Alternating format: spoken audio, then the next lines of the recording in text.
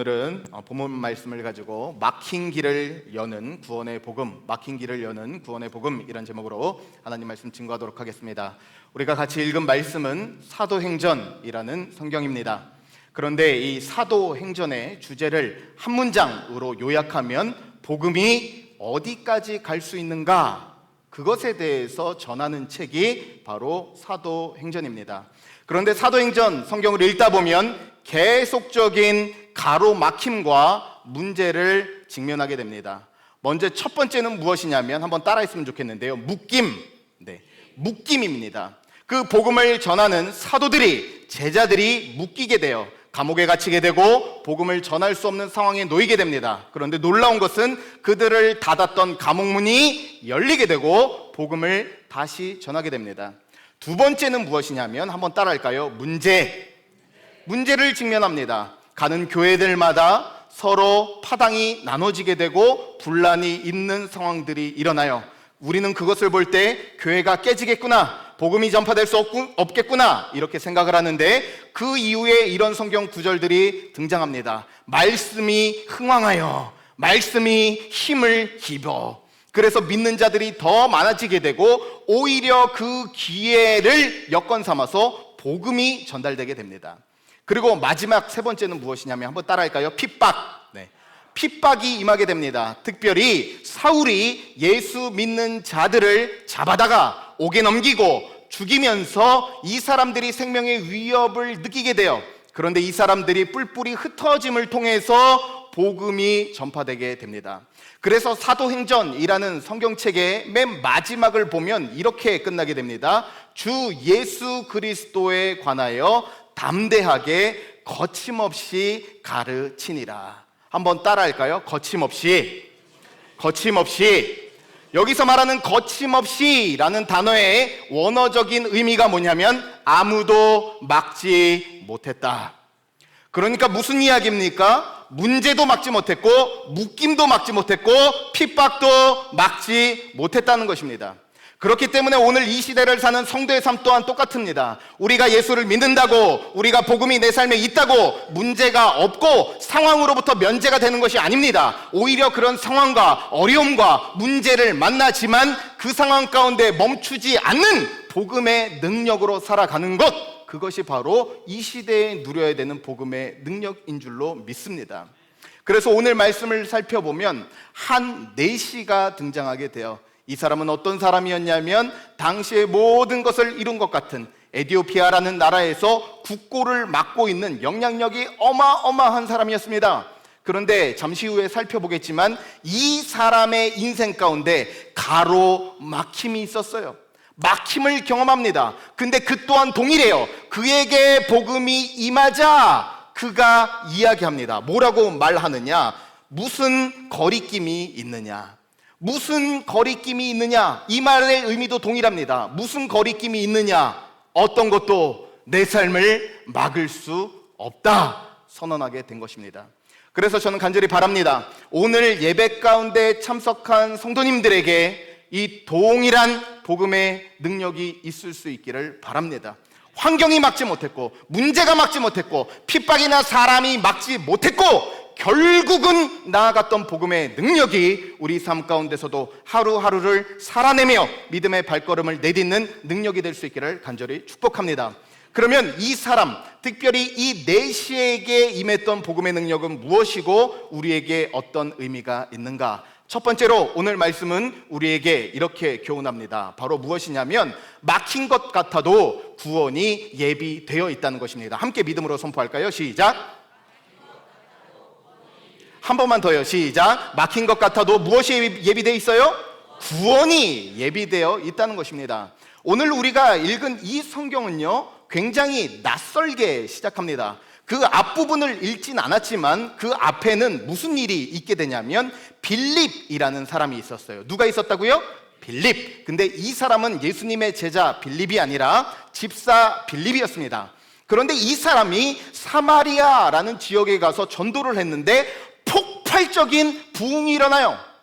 폭발적인 부흥과 많은 사람들이 예수 그리스도를 믿기 시작합니다. 그런데 그 순간에 놀라운 일이 있게 되는데, 주의 사자가 성령께서 그 사람을 한 지역으로 보내십니다. 그런데 중요한 것은 무엇이냐면 어디로 가는지는 나와 있지만 왜 가야 되는지, 누구를 향해서 가야 되는지 나와 있지 않은, 그리고 심지어 가장 큰 부흥을 이뤘고 화려함을 이뤘는데 그것을 다 등져버리고 떠나야 하는 굉장히 낯선 발걸음이었다는 것입니다. 오늘 말씀 26절에 나와 있는데 같이 한번 읽어보도록 하겠습니다. 시작. 주의 사자가 빌립에게 말하여 이르되 일어나서 남쪽으로 향하여 예루살렘에서 가사로 내려가는 길까지 가라 하니 그 길은 광야라. 지금 사마리아에서 어마어마한 부흥과 화려함을 이뤘는데 내려가는 길, 누구를 만나지도 못한지도 모르고 광야로 내려가라, 이렇게 이야기하고 있었어요.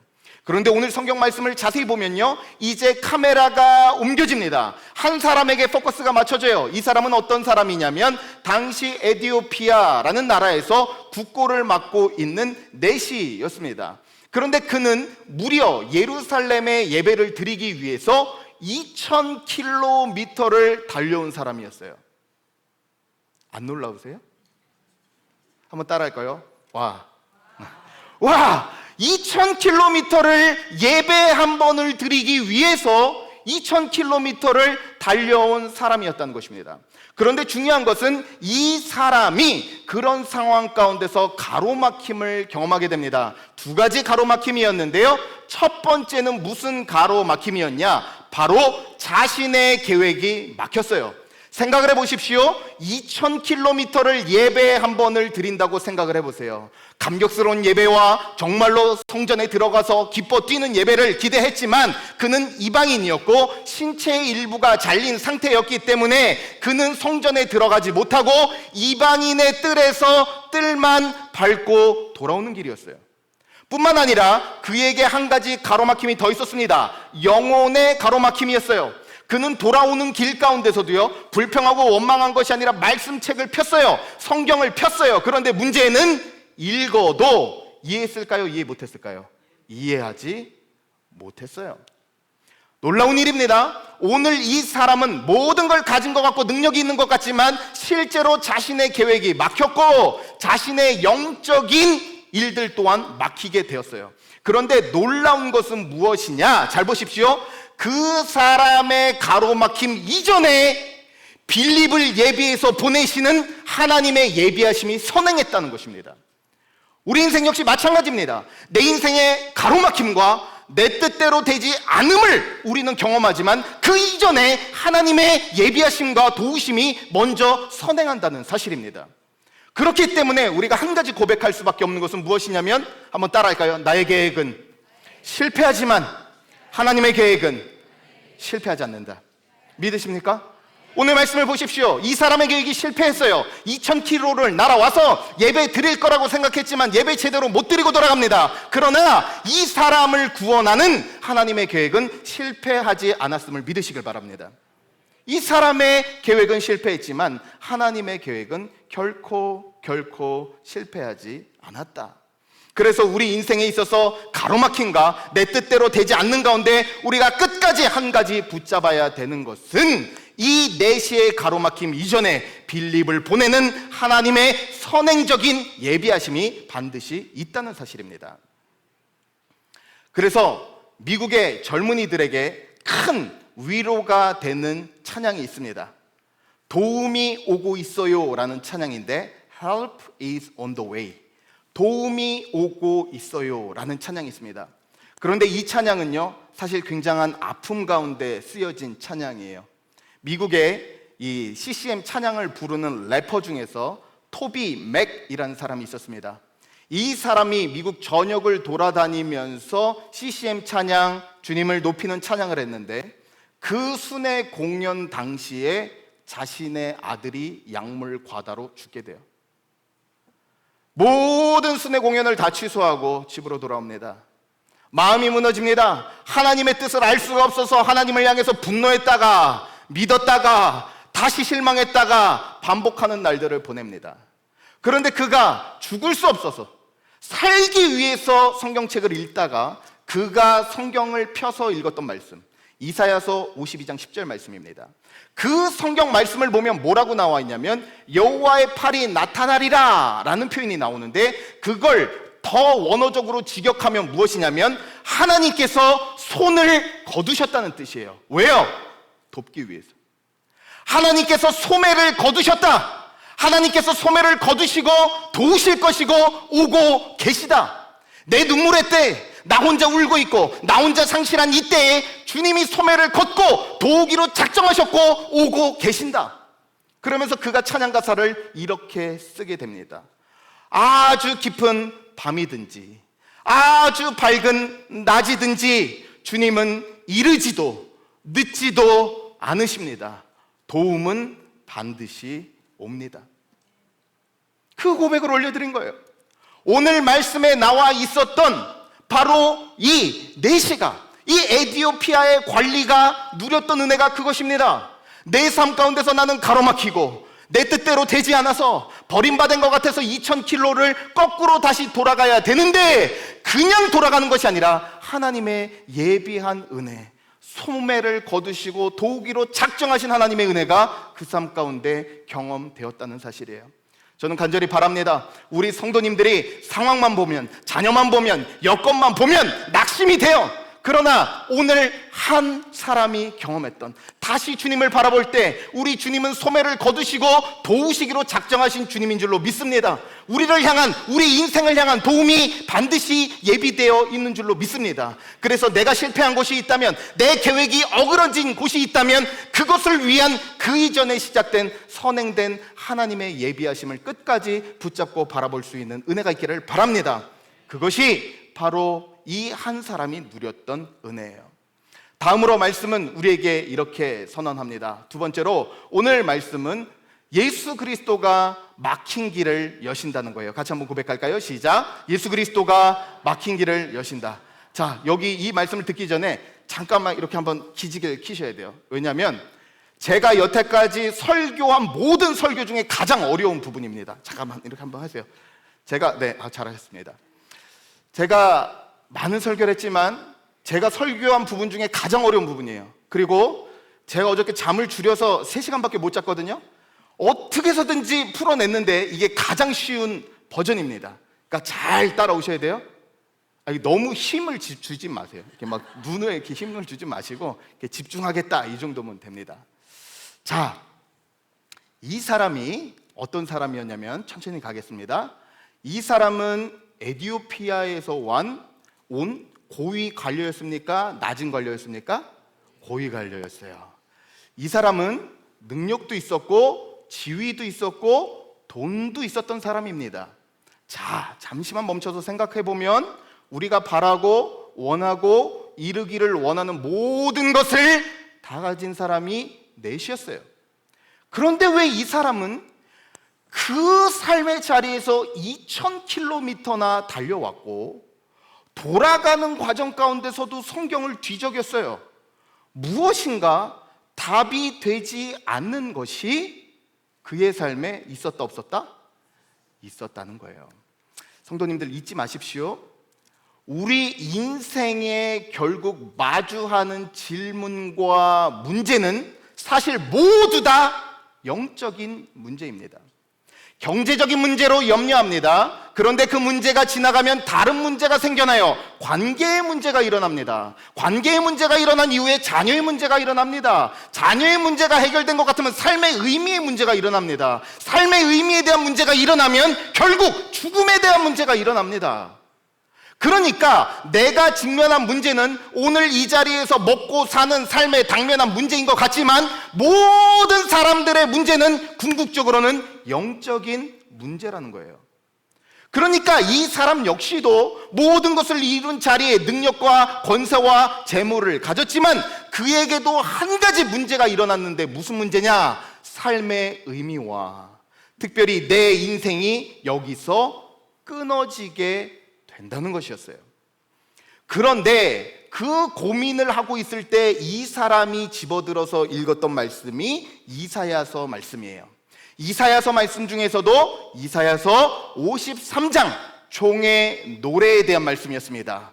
한 종이 나오는데 그가 도살자에게 끌려가는 것처럼 끌려갔고 양털 깎는 자 앞에서 있었던 것 같이 떠들었다 잠잠했다? 잠잠히 있었다라고 그 말씀을 읽기 시작했어요. 그런데 중요한 것은 무엇이냐면 이 이사야서 말씀입니다. 이사야서 53장 계속 읽어가는 부분을 보면 53장 8절에 이런 구절이 나오게 돼요. 너무 중요하기 때문에 같이 읽어봅니다. 시작. 그는 곤욕과 신문을 당하고 끌려갔으니 그 세대 중에 누가 생각하기를 그는 살아있는 자들의 땅에서 끊어짐은 마땅히 형벌을 받을 내 백성의 허물 때문이라 하였으리요. 잘 보십시오. 이 말씀을 보면 이렇게 나오죠. 그가 살아있는 자들의 땅에서 어떻게 된다고요? 어떻게 된다고요? 끊어진다고. 이게 바로 이 내시의 마음 가운데 복음이 와닿은 순간입니다. 왜요? 이 종의 노래를 읽는데 이 종은요, 누군지 몰라요. 근데 그 역시 사람들에게서 끊어졌어요. 그의 앞날과 내일이 끊어졌어요. 그 말씀이 왜 와닿습니까? 내시 자신이 끊어진 사람이기 때문에 그래요. 그의 신체의 일부가 잘려 나갔습니다. 그에겐 자손이 없어요. 그에겐 미래가 없어요. 그에게는 지금 잠시 잠깐의 화려함이 있지만 그 삶은 잊혀지는 순간이고 더 이상 삶의 의미는 곧 사라지고 잃어버릴 것 뿐이었어요. 그 이사야서 53장에 끊어진 사람과 나의 끊어짐이 동일하게 보이는 거예요. 그런데 한 가지 다른 게 있었습니다. 나는 내 성공과 내 높아짐을 위해서 끊어진 사람이었지만 이 사람은 왜 끊어졌대요? 자기 백성의 죄와 허물 때문에. 그러면서 묻습니다. 나랑 비슷한 것 같은데 자신의 죄와 자신의 백성의 허물을 짊어지신 이 사람은 누구입니까? 예수 그리스도라는 거예요. 거기서 깊이 만납니다. 그런데 그 주님을 만나는 즉시 그에게 한 가지 은혜가 임해요. 이사야 56장 말씀을 보니까 주님으로 말미암는 약속이 그에게 이렇게 임합니다. 이사야서 56장 3절 말씀이에요. 이렇게 나옵니다. 여호와께서 연합한 이방인은 말하기를 여호와께서 나를 그의 백성 중에서 반드시 갈라내시리라 하지 말며, 잘 보십시오. 고자도 말하기를 나는 마른 나무라 하지 말라. 이 사람의 상황이죠. 고자, 내시, 끊어진 사람, 마른 나무, 더 이상 열매가 없어요. 초라한 상황입니다. 다른 사람들이 그의 권력과 능력을 가진 것을 인정하는 것 같지만 실제로 자신은 알아요. 마른 나무예요. 내일이 없어요. 열매 맺지 못해요. 곧 잊혀질 사람입니다. 바로 그런 사람인데 뭐라고 얘기합니까? 마른 나무라고. 마른 나무라고 내일이 없고 초라하다 말하지 말라. 그러면서 더 충격적으로 하나님께서 이런 약속을 주십니다. 오늘 말씀 이사야서 56장 5절 말씀에 보면 이렇게 나와 있어요. 같이 봅니다. 시작. 내가 내 집에서 내 성 안에서 아들이나 딸보다 나은 기념품과 이름을 그들에게 주며 영원한 이름을 주어 끊어지지 아니하게 할 것이며. 그가 누렸던 은혜가 이것입니다. 나는 끊어질 사람인데 한 사람이 대신 끊어졌더니 너는 더 이상 마른 나무라 말하지 말고 내가 너를 기억할 것이고 내 이름은 영원히 기억되리라. 그 사람이 그 복음의 능력을 그 순간 누리게 된 거예요. 우리 삶 역시 마찬가지입니다. 우리가 주님 앞에 나아가기 위해서 종 대신 예수 그리스도가 대신 끊어짐으로 말미암아서 우리가 끊어지지 않게 되고, 마른 나무와 같은 우리가 더 이상 마른 나무라 칭하지 않고 작다 말하지 않고 무가치하다 말하지 않고 내 이름이 기억되고 내 삶이 의미가 있다, 주님은 선언하고 계신다는 사실이에요. 그래서 여러분 잊지 마십시오. 내 인생에 원하는 문제에 답이 주어진다고 그게 복음이 아니에요. 복음은 예수 그리스도입니다. 복음은 예수 그리스도예요. 내 인생에 내 문제가 어떻게 이렇게 해결되는 것, 그 문제가 해결되는 것이 답이 아니라 나를 위해서 대신 끊어주시고 나를 위하여 대신 마른 나무가 아니라 살아있는 나무로 살게 하신 그 주님이 복음 되신다는 사실입니다. 그래서 한국교회의 CCC 청소년 청년들 복음연합 단체를 이끌었던 김중곤이라는 목사님이 백문일답이라는 것을 만들었어요. 백문일답. 이건 뭐냐? 인생에 100가지 질문이 있는데 답은 딱 하나예요. 뭐예요? 예수 그리스도. 제가 이제 질문 드릴 테니까 그냥 생각하지 말고 예수 그리스도 하면 되는 겁니다. 한번 저 따라 하십시오. 우리 인생에 아니요, 절 따라하는 게 아니고요, 답만 말하시면 된다고요. 제가 하겠습니다. 우리 인생의 절망과 낙심 가운데 소망을 주실 분은 누구십니까? 병든 자에게 반드시 전해줘야 될 분이 누구이십니까? 우리 인생의 목적이 누구십니까? 예수 그리스도. 모든 인생의 질문마다 예수 그리스도, 예수 그리스도. 그것이 복음이 된다는 사실이에요. 그래서 저는 간절히 바랍니다. 오늘 성도님들이 이 예배 자리에 찾아올 때 다들 인생에 풀려야 하는 질문들과 답과 필요한 문제들이 여러 가지 있을 거예요. 그러나 잊지 마십시오.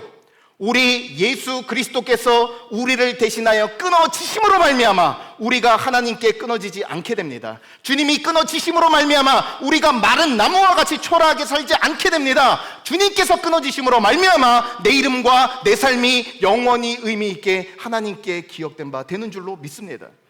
그래서 인생 궁극적인 질문의 답은 성공도, 물질도, 명예도, 건강도 답이 아니라 한 가지로 답할 수 있어요. 예수 그리스도. 간절히 바랍니다. 이번 한 주를 살아갈 때도 이 마주하는 삶의 여정마다 예수로 답하며 살아갈 수 있는 은혜가 있기를 간절히 바랍니다. 그럴 때 끊어질 것 같은 가운데서도 마른 나무와 같은 인생일지라도 내일이 있다 말할 수 있고 소망이 있다 여전히 말하며 살아갈 수 있게 되는 줄로 믿습니다. 오늘 말씀은 마지막으로 우리에게 이렇게 이야기합니다. 이 복음을 붙드는 자에게, 복음을 믿는 자에게는 결국에 그 끝에 뭐가 있다는 것이에요? 기쁨이 있다는 것이에요. 이 말씀을 풀어주자 이 사람이 한 가지를 결단합니다. 곁에 있던 물을 발견한 이후에 우리가 세례받는 데 있어서 무엇이 우리를 막으리요? 그러면서 이 사람이 세례를 받게 됩니다.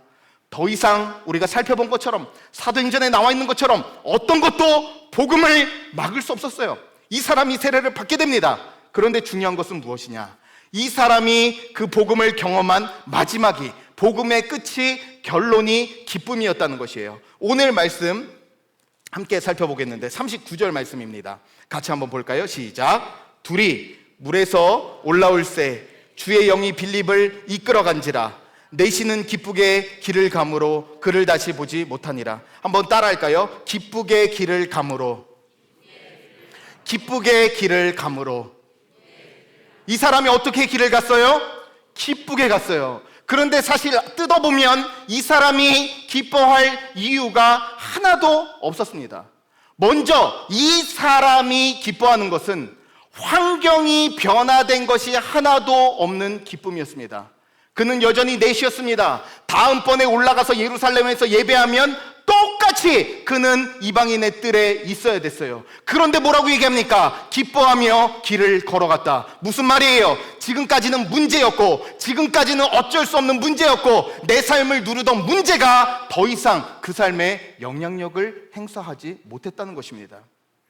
또 하나 무엇입니까? 이 사람이 누린 기쁨은 사람에 의한 기쁨이 아니었습니다. 지금까지 말씀을 알려주고 제자 훈련해줬던 빌립이 세례를 받고 오는 순간 성령이 호련히 한순간에 빌립을 데려가서 그가 보이지 않았어요. 그런데 말씀을 보면 그가 빌립을 찾았다, 그가 빌립을 쫓았다 이야기하지 않습니다. 왜요? 그의 행복과 그의 기쁨은 사람에 의한 것이 아니라 예수 그리스도에 의한 것이었기 때문에 그렇습니다. 우리 인생 역시 마찬가지예요.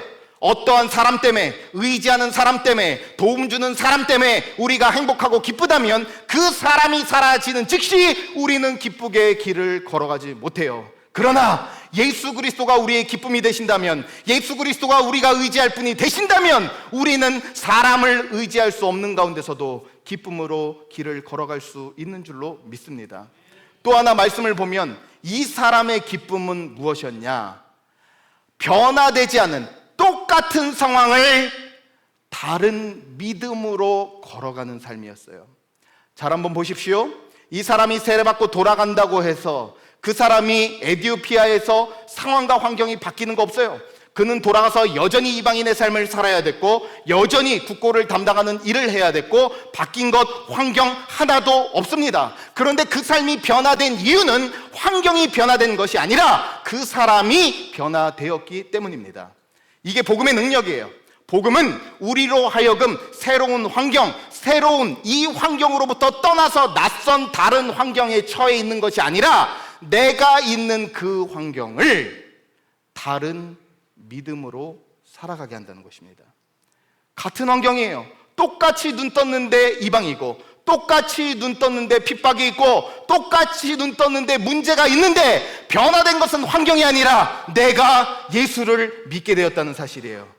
그럴 때 환경의 변화가 아니라 나 자신의 변화로 말미암아 같은 상황을 다른 믿음으로 살아가게 된다는 것입니다. 우리 삶 가운데서 기쁨으로 믿음의 길을 걸어갈 수 있는 이유, 사람을 보고 내 처해 있는 여건을 보고 우리 가정을 볼 때 기뻐할 일이 하나도 없는데 이 내시와 같이 기쁘게 길을 걸어갔더라 할 수 있는 이유는 딱 하나입니다. 오늘도 떠나지 않고 함께 하시는 그 주님께서 내 현실은 똑같지만 그 똑같은 현실을 다른 믿음으로 살아갈 수 있도록 도와주시기 때문에 그렇습니다. 저는 이번 한 주를 살아갈 때 당장 내일 월요일 눈 떠서 출근하는 우리의 현실이 똑같고 똑같은 문제, 같은 아픔이 있는 가운데서도 바뀐 것 하나 없지만 오늘 예배를 드렸기에 복음이 내 안에 작동하기에 그 복음으로 말미암아 같은 상황과 환경을 다른 믿음으로 살아갈 수 있는 우리 모든 부천 열방교회 성도님들 되시기를 주님의 이름으로 간절히 축원합니다.